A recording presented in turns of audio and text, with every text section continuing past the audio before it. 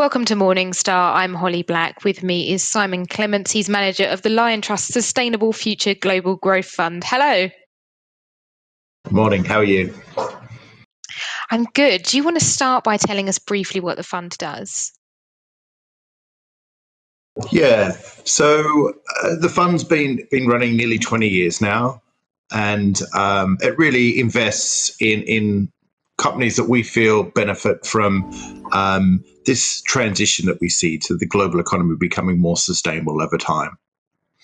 And it really invests around three areas in which the economy becomes more sustainable over time, and that's trends that make the world cleaner and more efficient.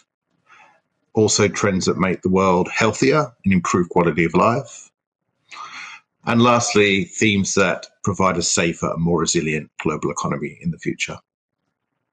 So I know you've not been running the fund for 20 years, but has accessing those themes become easier in recent years because we are all sort of moving that way anyway? Yeah, I mean, the themes and the trends that we've invested behind. I mean, I've been running the fund. It was actually my 10-year anniversary on the fund in November. So, but yeah, even over that time, we've seen, a real acceleration in a lot of the areas of the economy that we invest behind. And, we kind of, we do expect that to happen. We feel over time that you can observe that the global economy does become more sustainable. But it's clear recently in the last kind of 3 to 5 years, there's been an acceleration in both the underlying trends that we've identified, but also interest in the products, which everybody's kind of very aware of. Both of which make it bring challenges, but also huge opportunities for long-term sustainable investors like ourselves. So what are some of the most exciting areas for you at the moment?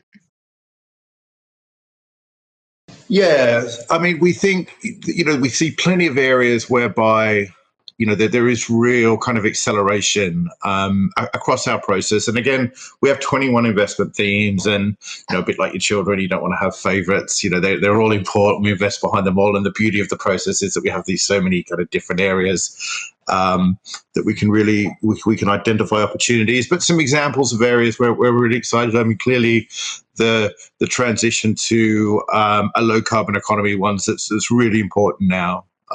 Something that we need to act. We really, we as an economy, we need to kind of halve the amount of carbon that we produce in the next 10 years, and then halve it again, and then halve it again, and that's really, the only solution out there. So to do that, there's huge opportunities in terms of the technologies that are coming through, and you see that across things like energy efficiency and even renewable energy has really hit a kind of point now where it's actually the most cost effective form of energy, as well as obviously being great for the planet.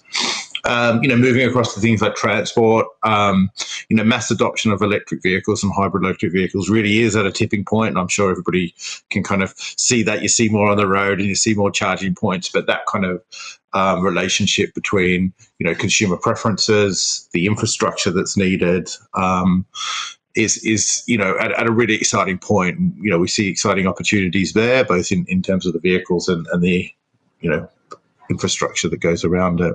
And you've been running the fund 10 years. Are there any areas where the development of the sustainable solutions have actually been slower than you'd expected? Well, I mean, I think, the biggest challenge we face, which is one that I've mentioned, which is the transition to a kind of low carbon economy.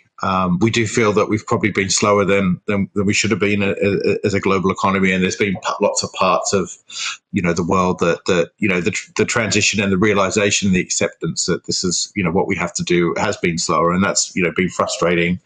But we're now seeing kind of wider acceptance. We've seen people like the Chinese and even the US now coming into play, which we think is really important. So we think the response to the climate crisis has been probably slower than we'd liked, and really that's the biggest challenge we think we face as an economy and as a people in the next kind of coming decades. Simon, thank you so much for your time. For Morningstar, I'm Holly Black.